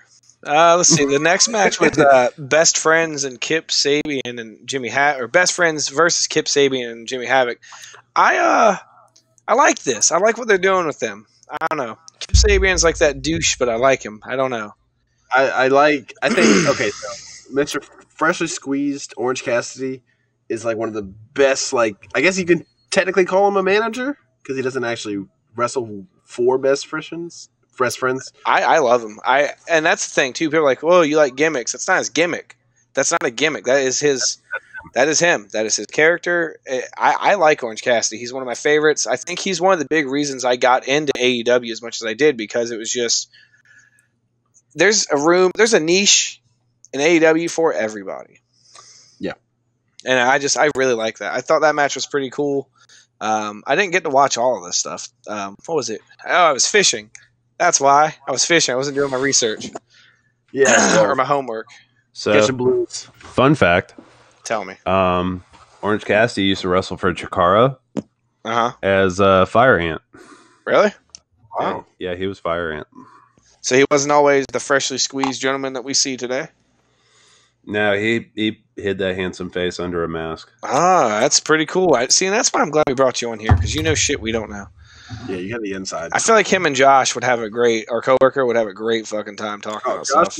everything. Dude, I was a wrestling encyclopedia before I got in the business, man. that's what this kid is, man. He knows like stupid shit that's not important, but it's so just out of left field that it is like it's important.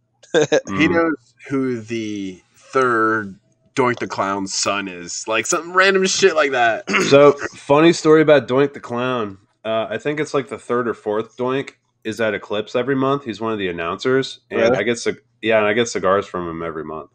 That's No pretty cool. shit. Wow. Yeah, See? yeah. I train with him like every month, and then he gives me cigars. That's pretty cool. Yeah. That's random as shit, but that's still cool. I mean, they're they're just people. Oh, and then there's another. Then I think the fifth Doink the Clown.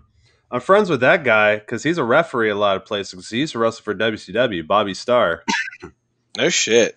Oh, dude, I remember watching I remember watching. Sorry, I totally took over for a second. No, I was watching that's why you're here. WWF Superstars '93. It was Adam Bomb versus Bob Starr. That was fun. And then there was one recently where he was in WCW against somebody, but it's just the biggest, brightest red mullet. Yeah, look at Bob Starr. He's a legend in my area. I love that fucking guy to death. Dude, that's cool. How many Doink the Clowns were there? Wasn't Eugene one of them? Who? Eugene, remember the I think he did a run in as Doink. like in a royal or something? Well, like in the same way that Jericho ran in as Doink. You know what I mean? Where he like dressed up as Doink. Because the first one was Matt Bourne, the second one was Steve Kern. I don't remember who the third one was. I know Todd James was one, and Bob Starr was one. Wow. A lot of doinks. Well, it's WWE tends to do that. Because like the with, original passed away, correct? Yeah, Matt Bourne passed away, which is pretty tragic and terrible. It sucks. Because Matt Bourne was brilliant, dude. If you watch his... See, a lot of people don't, like, give him as much credit. Because, like, when he got out of WWF and went to ECW, he went to ECW for a while, and they became Born-Again Matt Bourne. And he had, like, half... he was doing the Darby Allin thing before Darby was. He was doing like half Doink makeup and half not, where he was like, oh, I see split personality, where it's like all Jake the Snake philosophical, but then he's all yeah, he did the paint like right over one of his eyes, and then yeah, okay, that's pretty cool. Matt Bourne was a fucking man, dude. That's a big boy too. Yeah, no, he ruled. Yeah, I remember the original Doink being a bigger guy. That's like people think like that Sin Cara that you watch is the same Sin Cara that came into W. Like no, a lot of times they switch these people out and you don't really notice it. Oh, you're talking about Mystices?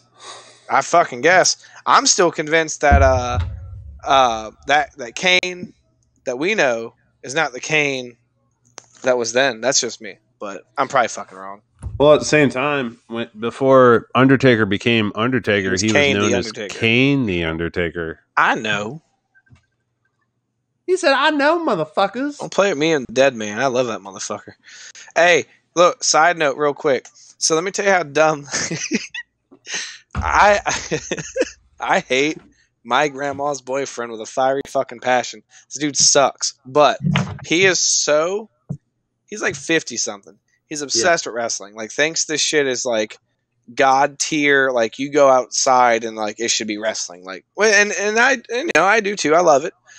So this motherfucker pretends. Okay, my grandma has horrible anxiety, COPD. She's stressed the fuck out all the time. And she wakes up one morning and goes to wake this motherfucker up. He ain't waking up. He somehow like made it look like he wasn't breathing, right? So she gets up, calls me, freaking the fuck out and screaming, and then I hear her cuss him out because this is what happens. He fucking sits up and looks at her like the Undertaker and rolls his eyes in the back of the head. And she about beat the shit out of this man. Like, God damn it. Yeah. And I hate it so much. No, the one thing that would have made it so much better is if he would have sat up, looked at her, and then farted and smiled. You know what's weird? I've known this guy for years. I've never heard him let one loose. I'm not convinced he's human. Well, that was our weekly segment of Stories with Shadows. Oh, yeah. So, Max, fun thing we're going to start incorporating in this is I have my own story corner here. You missed cool. it. Last couple ones I talked about me almost getting into a fight with Edge at a gas station and a bunch of stupid shit. So I'll tell you about that outside of this because I've already talked about it on here. Okay. But god damn it, man. This is a fun thing. We stay on topic, but we stray off a little bit, and it makes it fun. It makes it genuine. I've got a gas station story for you. Oh God. So last year I was working for Ultimate Championship Wrestling. Okay. And I was the biggest asshole on the face of the fucking planet. Was? Well, is. But at the time, past tense, because just what I was doing then. Yeah. Well, because I was cutting a series of promos where I was in West Virginia, and I had to go to Orange County, Virginia, which is a shithole podunk town, which fucking sucks. I hate that goddamn place. That place can suck it. And I made sure they fucking knew it. And my company gave me every outlet and opportunity to tell that town how much I fucking hate them. So I did, because they can suck a fart out of my ass. Fuck them. And yeah, and I still have people that hit me up and from Orange County be like, "You need to get out of my town." I was like, "Do you realize that was like 9 months ago, you motherfucker? I've been gone for like 9 months." This is what I'm talking about, you fucking idiot. Never forget, man. Yeah. Never forget. Harambe. Anyway, after the whole best friend thing, they did Chris Jericho did the bubbly bunch. Did you see that? Dude, are you talking about with the... Hang on, Max, did your mic cut out? I don't think so, but I wasn't done with my story either. Oh, we didn't hear you. Go ahead. Okay, so I told you all that to get to this part. So I did a series of promos. The Chamber of Commerce shared my shit. It was ridiculous.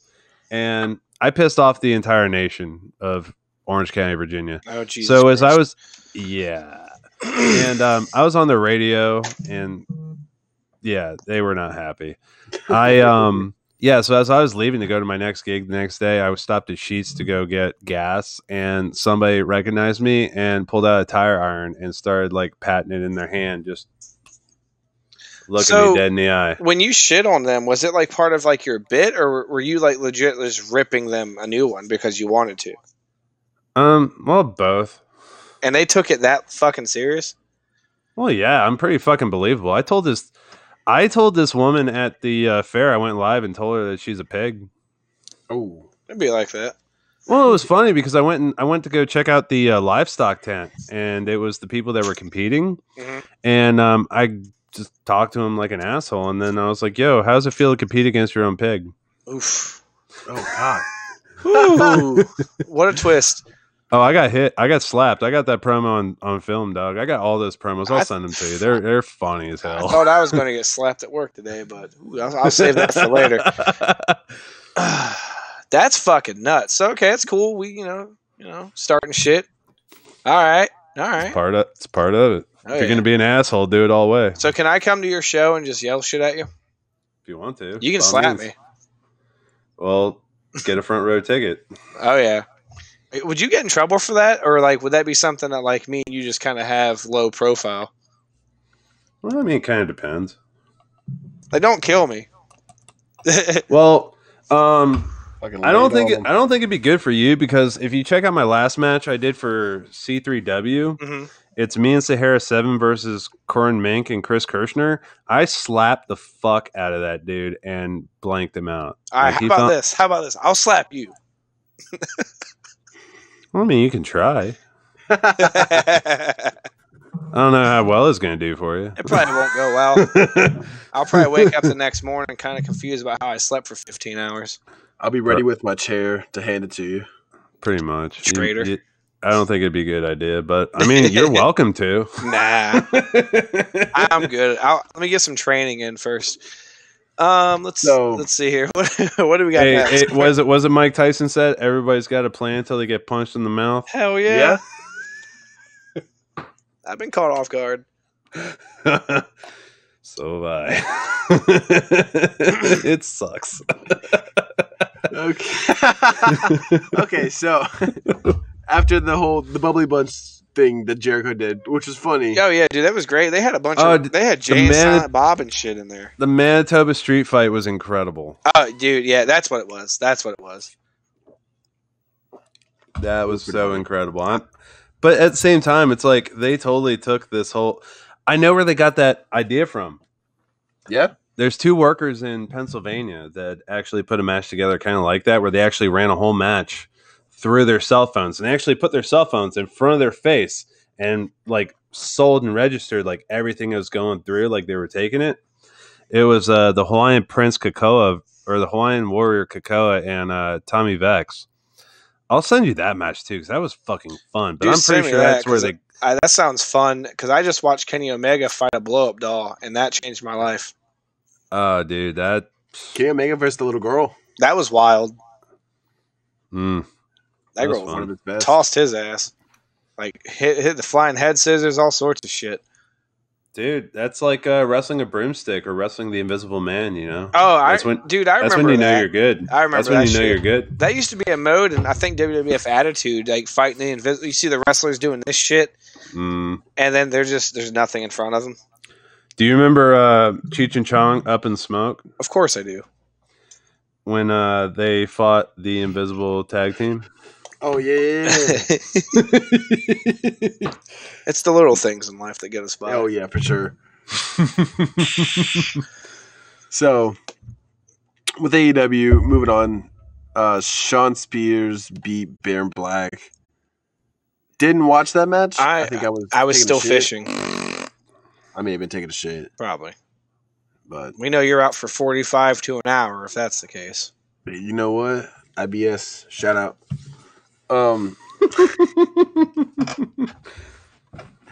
But Sean Spears beat Baron Black. They're both pretty notable wrestlers. I didn't watch it, unfortunately, but I did get to see the Brody Lee, Marco Stunt. That match was cool. Now, is he like trying to like abduct Marco Stunt? I don't know if he's trying to abduct him or bring him into the Dark Order, because if you think back, either it was last week or the week before, Brody Lee kept staring at that motherfucker really hard. Mm-hmm. He has this weird obsession with Marco Stunt, and I'm almost positive he's trying to bring him to the Dark Order. Which would be cool. I think it would be cool. Because, I mean, if you really think about it, what good is he with Jurassic Express? I mean, you got Jungle Boy and Luchasaurus doing everything, and he's just kind of, he's their Spike Dudley. For sure. But, okay, I can't say that. Spike Dudley was actually sick. No, I didn't say he wasn't.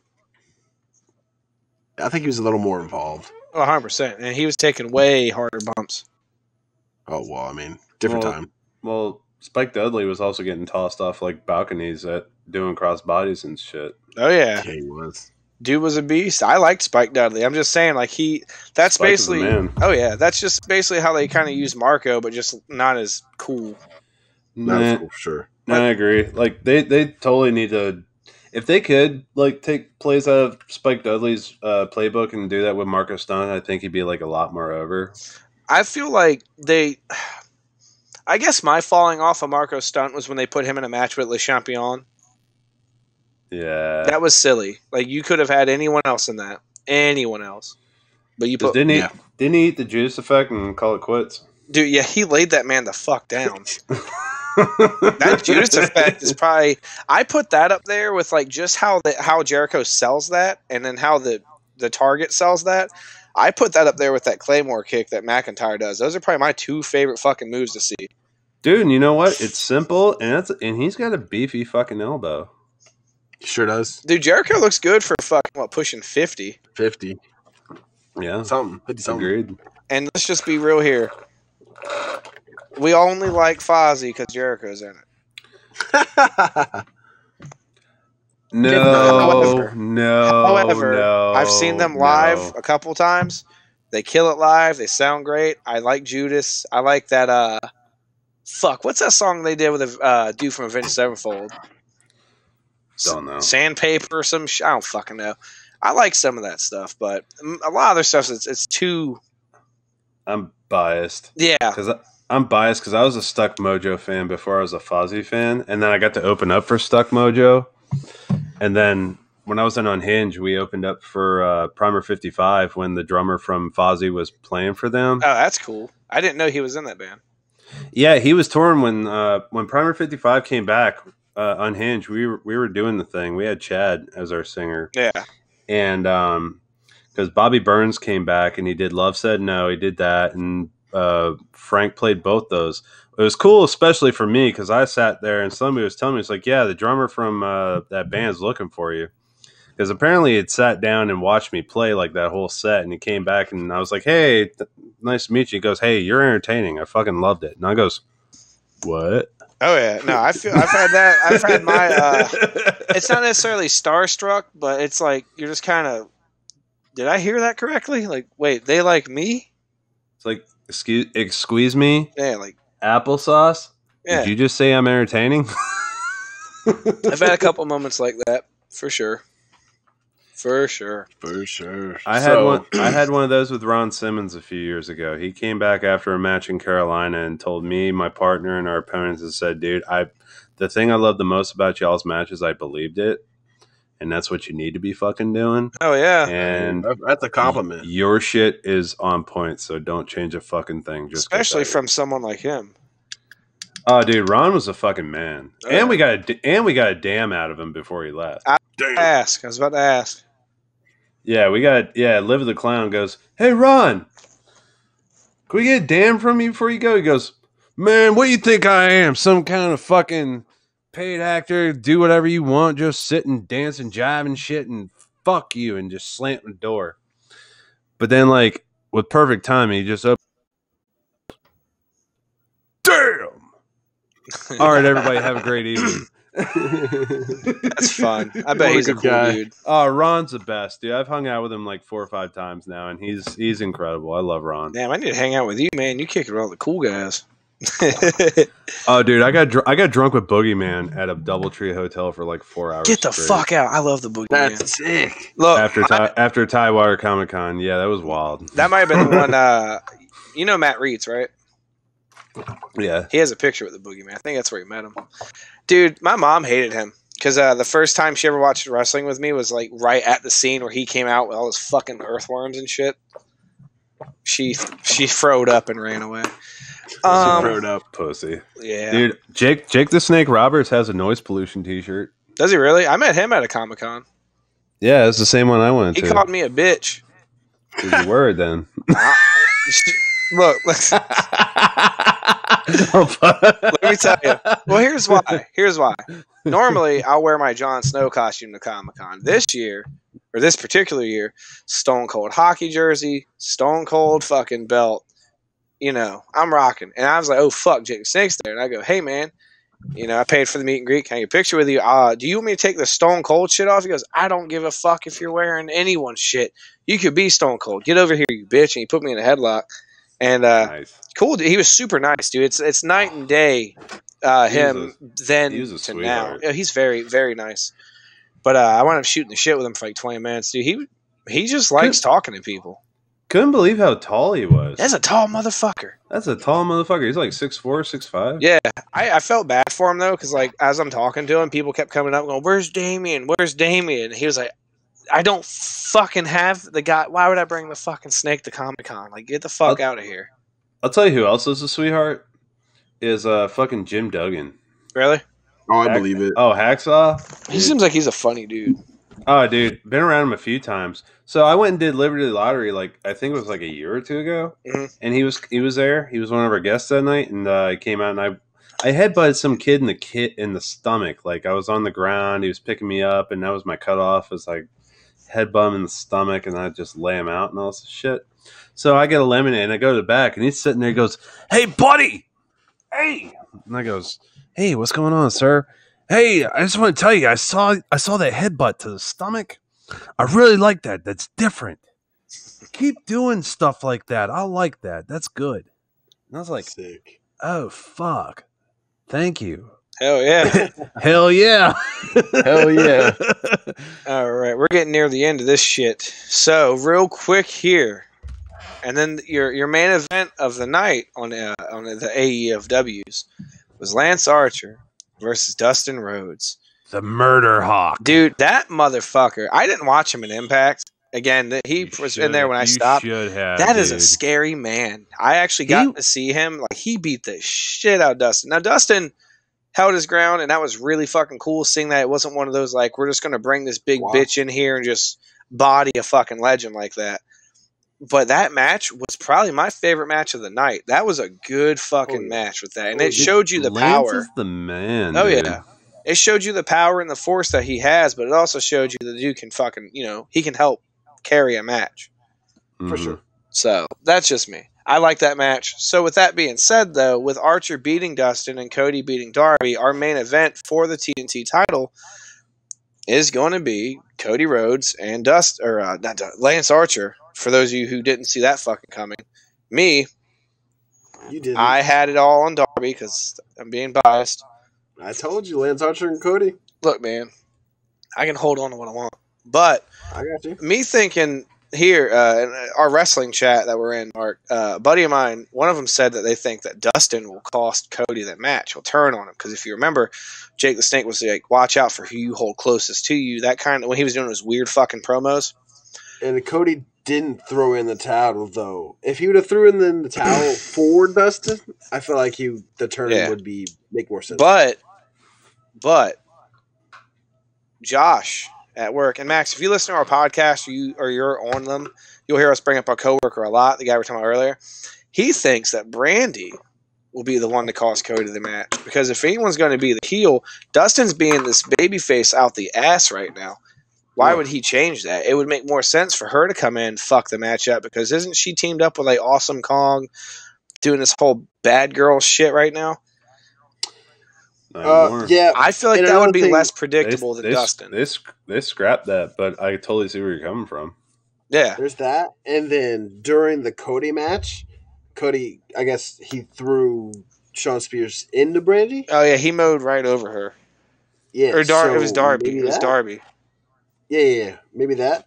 Maybe. Has something to do with it? I could see her, doing that, because it would make more sense if you think about it than Dustin. Why would Dustin do that? Yeah, I don't know. That's just me. We could be wrong. Yeah, well. Yeah. We'll see. What do you think, Max? I don't know. It's hard to tell because Brandy was doing the whole Nightmare Collective and that went to shit. And it was kind of goofy. Well, I mean, I understand she was trying to get outside of her box a little bit. Yeah, because wasn't she? She was an announcer in WWE, wasn't she? Yeah, but ever since she's been following Cody around, she's been on his side. She's been a babyface, and it helps that she's like hella attractive too. So I mean, yeah. Well, I mean, I guess we'll see. We all know that Lance is taking that match, though. Yeah, of course, because they just brought him in and they're building him up, and they put Jake Snake with him. There's no way they're going to put him under just yet. Yeah, and Cody knows good and damn well the shit he would catch if he won that TNT title. Because his whole thing. What? That's also the reason why he put that stip against Jericho for losing. Yeah. I mean, Cody Rhodes' whole thing has been, I'm not going to make this like show about me kind of thing. But, we'll see. I know a lot of people were mad that Darby lost, but, I mean, what Darby versus Lance wouldn't have made sense, really. No, but Darby and Cody actually put on a phenomenal match. Like I said, that match was great. The ending, I just couldn't get behind. Why? Dude, that was like... That shitty roll-up. No, fuck that. That was totally Steamboat and Macho Man. I fucking guess. I'll take your opinion because you know more than I do. Like seriously, when he hit him with the fucking move and then rolled him up, that's like when that was like, what was that? I think WrestleMania 3 is when Macho Man and Steamboat had their match. It was right at the end, and fucking Macho picks up the body slam. He goes to drop it. Yeah, it was WrestleMania 3. And then Steamboat rolls him into a small package without him knowing 1, 2, 3, gets the fuck out. That was literally what the fuck happened. I get it. I guess they were trying to kind of throw that old school thing. I get it. Okay. Because nobody does that shit no more. Yeah. So. I tell you, my favorite part of that match though was Cody Rhodes trying to hit that coffin drop. That shit was nuts. Yeah. And he put the fucking knees up. I was like, that's great. That had to fucking hurt. Oh, I bet. So, well, it couldn't tickle. Maybe. So yeah, so that's going to be your final for that title. There is Cody versus Lance And Archer. So I guess we to add will on see. to that, I say put it on Archer. Same. I say Lance was gonna.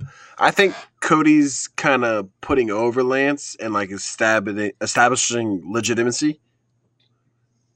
So that's what I think's going on there.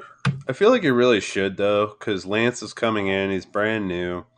He just came off a hot streak in Japan. There's no reason to put him under right now. Yeah, and that's the cool thing with AEW is when they bring in these like hot off the press wrestlers, they do the right thing with them. At least as far as how it's been going lately, and that's cool. Didn't they have? Didn't a New Japan title get defended on AEW? I don't think so. Wait, in the beginning. Yeah. And then there was a Kenny Omega's been putting out the Mexican title. Oh yeah, that's what it was. I love Kenny Omega. That dude's such a beast. He really is. So that wraps that up. The big question for tonight was: Is this marking the end of Dustin Rhodes? I feel like he is starting to close that chapter. I don't know. I mean, what more has that guy got to do to prove like his worth? No. I mean, the dude's everything from 7-Eleven with Booker T to kicking people in the nuts with the Shattered Dreams. Like, I mean, the dude's had great matches. He's gone through a whole series of different characters, and I feel like we finally got him where he wants to be. He's in a league with his brother. They're paying mad tribute to their fucking dad. They have paved the way for a lot of wrestlers, and I feel like he's definitely coming to an end. I mean, maybe not like with wrestling. Maybe he's done wrestling at some point, but he'll still pay some sort of help with backstage and creative and stuff like that. But I feel like his days as a wrestler are coming up. I mean, at least this year. Is he going to Ric Flair it? I don't know. It's AEW. They do a lot of stuff a little different from what I'm noticing. Yeah. I mean, what does everyone think with that? You guys think Dustin Rhodes is coming to his to an end? I personally don't think this will be the end because that's nice. The boobies and everything, but I don't think it's the end. I do like the feud, but I also think they already did that at the beginning. Mm-hmm. But it does come full circle because this pay-per-view is, I guess, the same name, but 2. So it's like the WrestleMania. I just hope that they don't do what they did before. Because if you guys remember, Dustin had that retirement match. Mm-hmm. I just hope this isn't going to be one of those things where he teases that he retires and then he doesn't again. Because we've already seen it. You surprised us and didn't. Don't do that again. If you're going to keep going, keep going. I love seeing Dustin Rhodes wrestle, so I have no problem with it. If he does, I like seeing Dustin and Sonny Kiss tag together. Oh, dude, I love it. Because didn't he train him? Now. Yeah. But see, I've known Sonny for he's a more years. mentor. He's more mentor. Yeah, he's more mentor. I've known Sonny for like a year or so, and I'm like friends with his fiance, who I've wrestled before. Killian McMurphy's incredible, by the way. Mm-hmm. And dude, Sonny's a sweetheart, and I think those two together, it's like a Booker and Goldust thing because it's odds of the spectrum. Yeah, but they totally work. Yeah. And that's another person who's not getting enough fucking shine on AEW right now. Sonny for a Kiss. while, Sonny was all up over the fucking thing, and now it's kind of like they'll put pictures of him up with Dustin, and you don't really see him that much. And maybe it's the COVID stuff. I don't know, but I would like to see more Sonny. I want more Sonny, dude, because Sonny rules. Sonny is seriously. He's a great wrestler. Oh, absolutely. That ass though. Yeah. That ass though. Yeah. Thirst. By the way, real quick, I'm watching. I guess the main event on SmackDown is Otis and Ziggler, and Otis just fucking launched Ziggler. Holy shit! I love both of them, but I like the story they're doing with Otis and Mandy and Ziggler and Sonya. I think it's really cool. I feel like Otis is better on his own. I don't know, man. I like Heavy Machinery. I really do. I do too, but Tucky ain't doing too much. He's not. I mean, maybe he's hurt. Maybe something's going on to why they're having them do so many singles matches. Because think about this. since they have been doing the Ziggler thing with Otis, I think I've seen him Tucker in one singles match, and then that's it, one or two, and then that's it. That's it. Maybe there's something going on with him. I don't know, but I love Heavy Machinery. Mark and I were joking around about being them for Halloween because Mark's built like a brick shithouse. Oh yeah, but dude, those guys are cool as fuck. Oh, I bet. I remember waiting to go see the doc, and then Otis walks in wearing, like, literally, he's wearing gym shorts and a blazer, and he walks in. Hey, what's going on, everybody? And Casey Carlisle's right there with us, and she goes, "Oh, hey, Chicky, what's up? Hey, yeah." And I was like, "Oh, fuck, this is incredible. This guy's amazing." From what I've been reading, dude, the Otis you see in wrestling that's him. No, that's totally him. Have you ever watched his, like, Instagram lives, like when he's cooking food? No, but I'm about to fucking follow him right now. Oh, dude, he's a girl. He goes, "Yeah, look at these pork ribs. Yeah, because I'm going to go sprinkle some shit on these. Go, yeah, because they're going to get in my belly. Yeah." Oh, my God. Dude, that dude's legit. so he's like fat bastard from Austin Power. He eat my belly. That dude, I love Otis. I hope he wins this match because I think this is a Money in the Bank qualifier. Yeah, it'd be nice. So we'll see. To see him in there. And it's cool, like to see him climb well, that's the cool thing too. With like even with Ziggler losing, Ziggler is well established. He knows what he's doing, and even if he puts people over, it's still Ziggler doing it. He's going to look good. Yeah. So Ziggler always looks good. Always. He's. I mean, what was the meme? He's the love child of Kurt Hennig and Billy Gunn. Yeah. So, on to listener questions. All right. So I don't have a lot. I have two. One of them, and this will be a fun. We touched on it a little bit, but now that we know more on it and who's in it, it'll be fun. My buddy wants to know what we think, and my friend Aaron, he wants to know what everyone thinks about the corporate Money in the Bank thing, like climbing the corporate office to the roof where there's a ladder and a fucking ring. Me personally, I think it has potential. I think it has potential. Could be fun. That's about where I'm at with it. I don't really know until it happens. I want to see everybody fall off the fucking building. Into like some pillows and stuff, right? I don't care.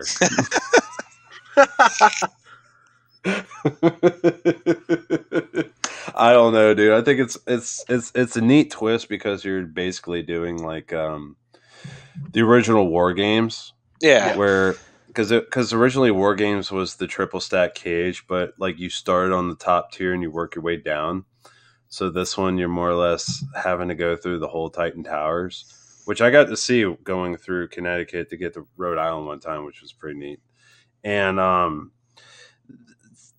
I could imagine that's going to be fun because they had those old commercials where everybody was going ham in Titan Towers.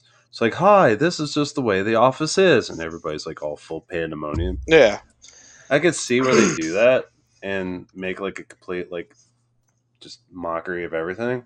And then once they get out there, it's going to be like some big dramatic cinematic thing. That's what I'm saying. I feel like it's going to be super cinematic. Somebody's going to get thrown off the fucking building, and I want to see it. Or they'll sell it like someone just fucking died. Let's see. Where's AJ Styles been? That's a good.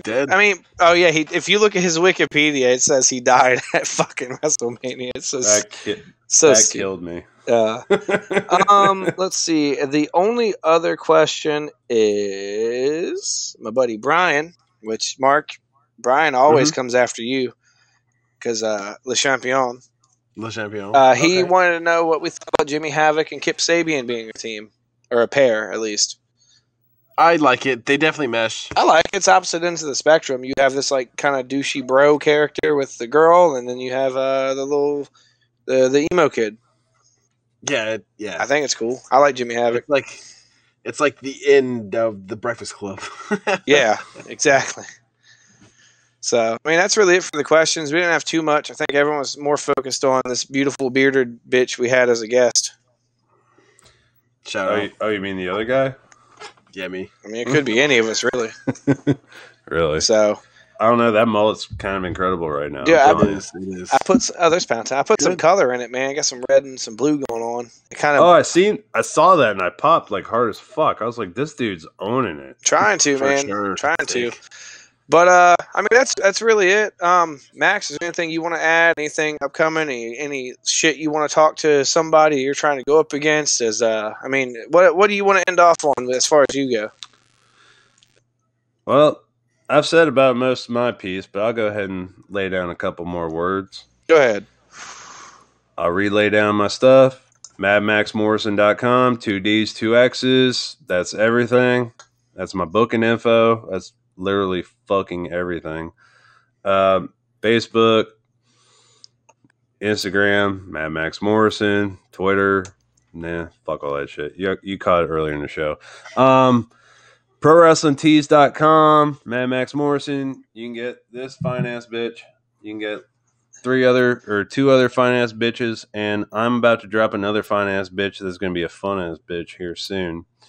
And if you guys want stickers, you want beer koozie, you want stuff like that, shoot me a message. I'll ship direct because I've got plenty. I got magnets too because I just bought a book of stamps and I'm trying not to be a lazy fuck about it. Cool. Yeah, I got Pro Wrestling Tees pulled up right here. I'm buying the whatever the one that looks like the Texas Chainsaw. Oh, dude, get the soft shirt. It's a couple bucks extra, but it's totally worth it. Oh, I believe it. Oh yeah, Oh, dude, trust me. And yeah, like it makes the difference. And like we mentioned earlier, once this goes up live, the podcast will go up tomorrow at noon. Once we share it, I'll get the links, or he'll send it to us. We'll get the links for his Pro Wrestling Tees link and his social media, and his social media links, and we'll throw it in there. Again, like you said, Max has a website where you can go and look at the trailers, the matches, the bands he's been in. We'll plug all that once the podcast goes up. And I guess that's really it. You know, we appreciate everyone listening. Max, thanks for coming on. Hopefully we'll have you again, or we'll come out to a live event and do something with you. And I definitely would love to, man. I had a great time with you fools. I want to do this again very soon. Would love to have you on. Yeah, let's give it a little bit, you know, and we'll wait for some stuff to come up. Maybe once you start wrestling again or something, we can bring you back on, see how that's been, see how things have changed since, you know, when you were wrestling through the quarantine and then into it again, and see if ring rust has a thing with you or anyone else, you know, stuff like that. I think it would be fun. That's the interesting thing is that like everybody's going to be starting at square one. Oh, for sure. Yeah, it's gonna be interesting. Yeah. Oh yeah. But at the same time too, I have a feeling my promo game is going to be up on point because I bought me this green screen. I got my camera set up and all this shit. Oh yeah. Oh, dude, I'm about to have some fun, dog. I'm stoked to see those. Let us know, man. We will endorse every promo. Oh yeah. So, all right, Mark. Well, take us home. Alrighty, guys. Thanks for listening. Thanks for watching on the Twitch stream. We appreciate everyone that supports us here at Wrestlfyi. You can follow our social media at Wrestlfyi. All of it's at Wrestlfyi. We have a Teespring store with shirts and stickers as well. Shout out to the Southtown Boys again because those guys are sick. Southtown Boys. Hell yeah.